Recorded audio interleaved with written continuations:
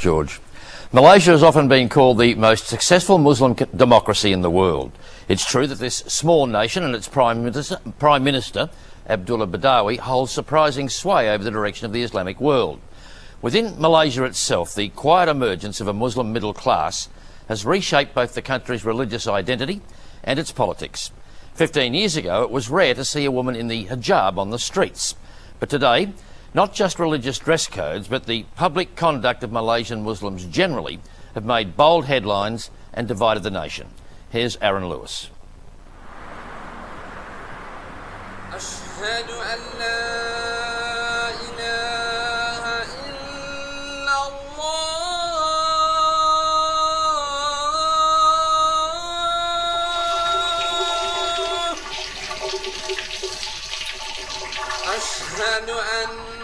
For 3 decades, Malaysia has experienced a slow Islamic revival.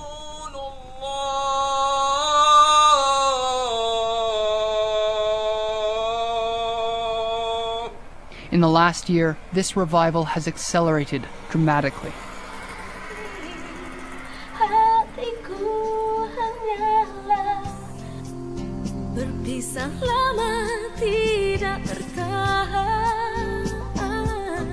Jeslina Hashim is a pop star. She's a Malaysian Muslim but carries herself more like a young Western woman. Until recently, that had never caused her trouble. Can we go back to the cars? Okay. Then one night earlier this year, Jeslina stayed out late in Kuala Lumpur's club district. Malaysia's religious authorities sprung a surprise raid on a disco called Zouk. Jeslina was arrested for violating Malaysia's Sharia law.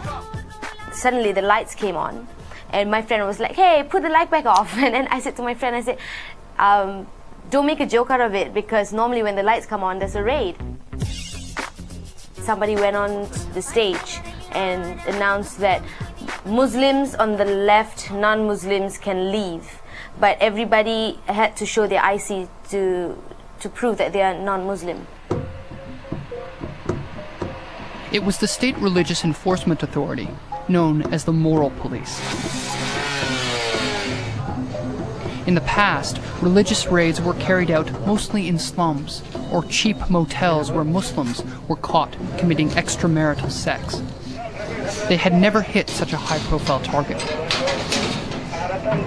Jeslina's crime was that she was indecently dressed. It was left up to individual officers to determine exactly what that meant.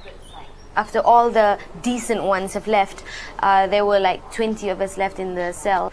This guy came up to us and said, okay, all of you girls, stand up, all of you. And then, okay, you, come here, okay, twirl. They wanted to see how tight it is, how transparent your top is, how tight your pants are, everything. It's not their job. If they were to do it properly, lady officers should have been doing that. The Zouk raid was a turning point for religious policy.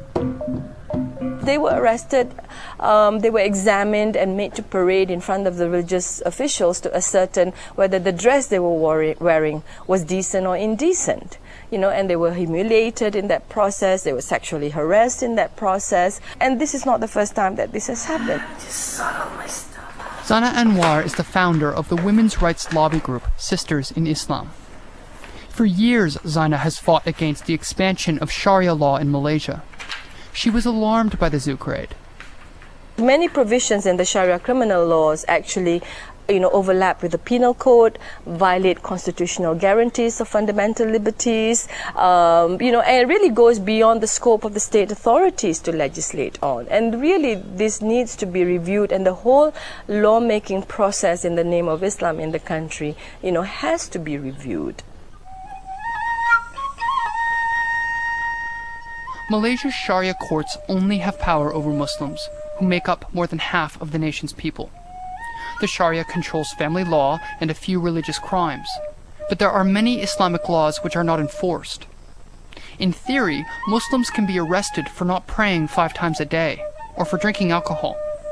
2 states, Kelantan and Terengganu, have passed the hudud laws, which call for penalties like the severing of hands for theft, stoning of women for adultery, or death for leaving the Islamic faith. The reason these laws are not enforced is because of a power struggle between the federal government and the religious authorities in the various states. The leadership of the country is far more progressive.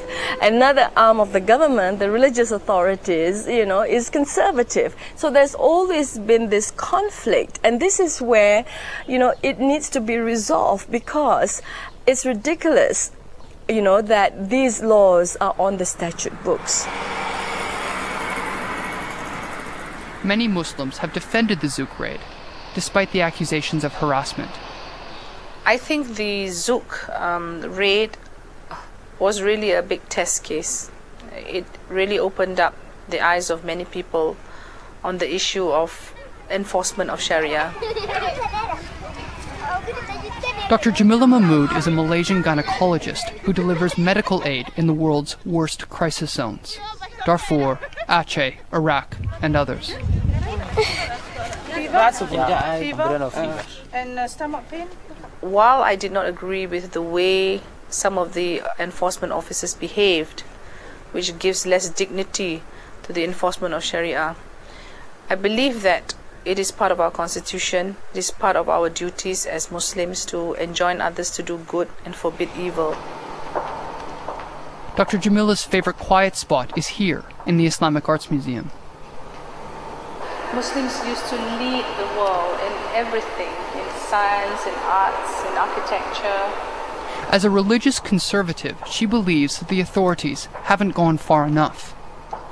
I hope someone will be brave enough to say, if we are going to be, honest about implementing Sharia, then yes, go a step further to say that Muslims are not allowed into areas which have alcohol, or are not allowed to purchase alcohol. Tan Sri Abdul Hamid Osman is the top advisor to the Prime Minister on Islamic affairs. He denies that the Zouk raid represents a major policy shift. The rate as established now is not according to the procedures. So the enthusiasm in certain group of workers or people cannot be taken as the policy of the government.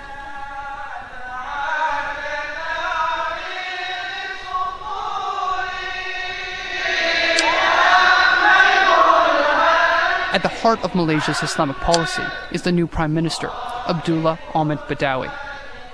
He has just arrived in the state of Kedah to deliver a lecture on progressive Islam. Few people expected that Abdullah Badawi would ever become Prime Minister. But when Dr. Mahathir Mohamad retired in 2003 after 22 years in power, Abdullah's credentials were exactly what his party needed. His background is a religious and Islamic scholars background. His father was a great scholar, his grandfather, and then his father was a great scholar and politician as well during the struggle of the independence in this country. Ajaran Al-Quran daripada prinsipnya dapat adalah kekal selama-lamanya. Tetapi daripada segi tafsirannya, tindakannya akan berubah sepanjang masa akan berubah. Former Prime Minister Dr. Mahathir was seen as being too secular. So in the 1980s, he recruited the popular young religious leader Anwar Ibrahim. For years, Anwar helped to bolster the government's Islamic credentials. But when Anwar became a threat, he was sacked and sent to jail on charges of sodomy and corruption. No regrets at all. The law must take its course. The arrest backfired. In the 1999 elections, thousands of Muslims turned against the ruling party. The former Prime Minister, Dr. Mahathir, had adopted an Islamization policy. And, it became a tiger that he lost control of. It was hijacked, it was redefined, it was defined by others. By the time Dr. Mahathir announced his retirement, the government's Islamic credibility had been badly damaged.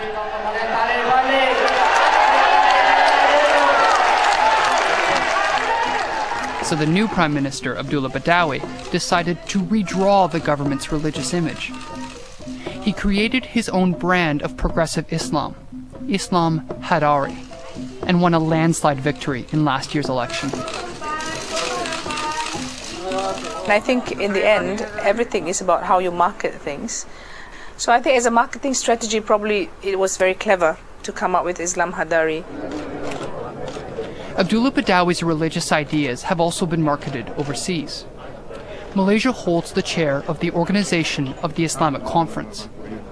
OIC member nations like Pakistan have now created their own Islam Hadari campaigns. But back home, Malaysia's ethnic Chinese and Indian population are increasingly concerned about the Islamic revival.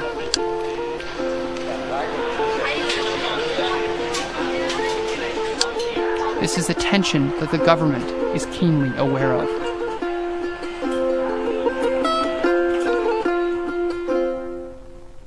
How much impact does Islam Hadari have on your policy decisions? Well, a lot, certainly. And the Islam Hadari is a guide, actually. It's a strategy that it does not in any way discriminate the non-Muslims, never. The parliamentary opposition leader, Lim Kit Siang, is ethnic Chinese. He claims he was arrested for trying to keep religion out of politics. I was arrested 3 years ago for advocating that Malaysia must remain as a multi-religious, secular, democratic nation. And as I said, such advocacy in the first 3 decades of Malaysian nationhood would not have raised any eyebrows. Now it is regarded as a bordering on being anti-national, of being un-Malaysian, of being trying to destroy the very fabric of this Malaysian nation. So I think the goalposts are being moved, and I think these are matters of very grave concern.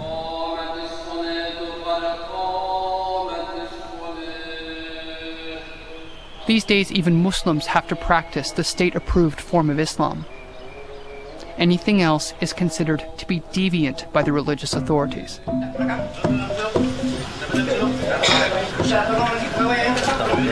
In April of last year, almost 100 members of a Muslim sect called the Tariqat were arrested in Selangor.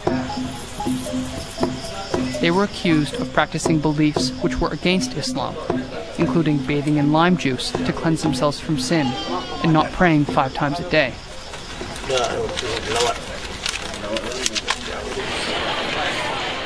Fear of arrest acts like a brake on public debate in Malaysia.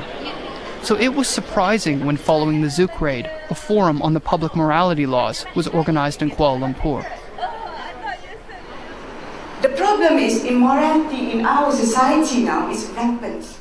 At the conference, the divide between Malaysia's Muslims and non-Muslims became clear. I think the real conflict is whether Malaysia is a multiracial country or an Islamic country. That is the basic thing. They have the right to criticize Islam, but at the same time, they don't have the right to teach us how we are going to practice as a Muslim. In Malaysia, we have politicized, we have racialized our Islam. Don't demonize us non-Muslims. We will talk about when the Sharia does in fact impact on us, and we will be allowed to do so, please. I think when I donate blood, my blood may go to the Muslim. When I pay my tax, my money benefits some kampung sekolah agama too. Zana Anwar was a keynote speaker at the conference. The question as to what interpretation and understanding of Islam should be law must be open to public debate and public. But she has no formal religious training. Because of that, many Muslims believe that she has no right to comment on Islamic laws. Traditionally, we've all been brought up to feel that this is an Islamic matter, and we don't have, as citizens and as believers, we don't have a right to talk about Islam, to question Islam, or even the implementation of Islamic laws, because that would be questioning divine law and questioning God's will. Islam cannot be interpreted by the normal, person on the street. It has to be scholastic interpretations. It is a religion. I gave this example all the time to friends. We both speak English. I'm a medical person. I can give you an English textbook in medicine, and I can produce a patient and tell you, okay, treat the patient now. And you won't be able to do that properly because you haven't been taught the science of medicine. So it's the same thing with the Quran. There's a lot of science to it. Why it was revealed, what was the history behind each sentence, each verse. The idea of divine law is a great challenge to Malaysia's democracy. Divine laws cannot be altered by democratic methods. They are based on the idea that sovereignty comes from God, not from the public. The push for divine leadership fueled the 1979 Iranian Revolution. For many Malaysian Muslims, the revolution was a defining moment. Back then, Dr. Mazni Alway was a medical student studying cardiology in Queensland. Today, he is Malaysia's top child heart specialist. I gained quite a lot in terms of learning about Islam from the Iranian Revolution. I was struck that kind of thing could happen in the second half of the 20th century. That a mullah with a beard and a turban could influence a lot of young people to rise up against the government, and some got killed in the process. So that has a lot of influence among young Muslims, including Malaysians who were abroad at that time. All done? All done. How'd it go? Quite good, actually. Dr. Mazni is the founder of the Muslim Professionals Forum. The MPF is only 1 year old. The group lobbies on behalf of an emerging political force, Malaysia's well-educated, conservative Muslim middle class. The MPF believes that Malaysia's future should be built on the past. We know that Islam has had its moments before in history, that it has built a civilization which is very well known for its excellence in all branches of knowledge. So I think there is no reason why we cannot emulate even a fraction of that. We look at that move by people to liberalize Islam because their perception of being liberal is to be westernized. And I think that's a wrong perception. You do not have to be conforming to what Western traditions demand of you to be a liberated human being.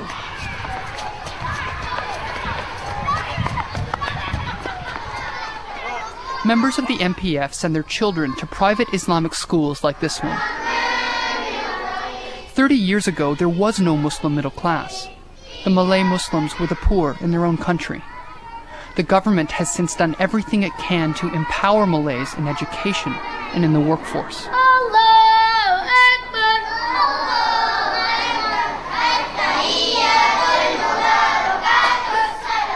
These children are the first generation that will grow up in a Malaysia where Muslims control the balance of economic and political power.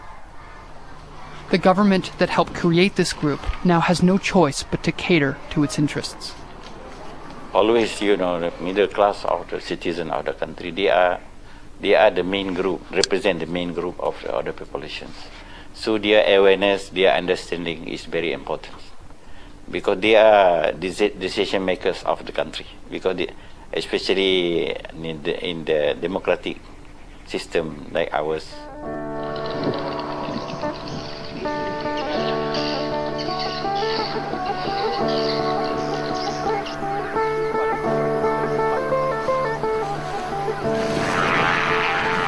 Malaysia is now at a turning point.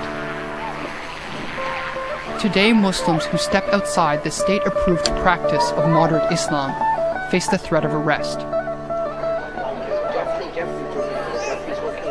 After the Zouk raid, Jeslina Hashim got off on a technicality. A short while later, she married a New Zealander. The law required that in order to marry a Muslim, he convert to Islam before the wedding. He is now bound by all of Malaysia's religious laws. 3, he must not hurt her in any way. Then she has the right to go to the Sharia court and claim divorce by depositing 10 ringgit, Malaysian ringgit, with the Sharia court. He's still very new to Islam. I think there's still a lot for him to learn, and I won't shove it down his throat at the same time. And he knows where I stand, and I wouldn't marry somebody who wasn't ready to embrace Islam properly. There are still many Muslims like Jeslina who want religion left out of the courts and out of the hands of politicians as a private matter between themselves and their God. Well, I'm not perfect. I'm not a perfect Muslim. Maybe I don't dress like a proper Muslim should, and I feel like maybe in the future, when I'm older, I want to cover my hair, or when I'm ready, I will do it. But I'm not going to do it because that's what the public asks of me.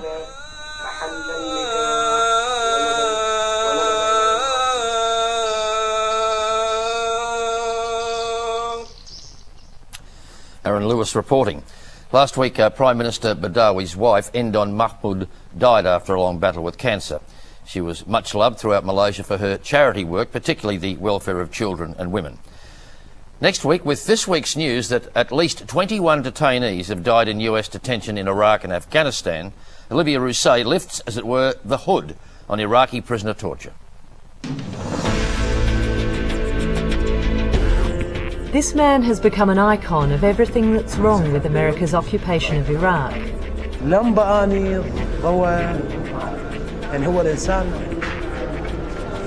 The prisoners of Abu Ghraib are still trapped with their memories. وإذا إجوا لقاك نايم يجيب لك بطل يبول بيه ويذب عليك أو يربطك يقول لك اشرب بول. Only a handful of guards have been punished, while those who gave the orders remain in the shadows. 3 سنوات بس. 3 years only. And in Iraqi prisons, the torment continues. الوضع اللي تغير بأبو غريب فقط شيء واحد. كانت أكو كاميرات تصور. Not nice, but not to be missed. That's next week.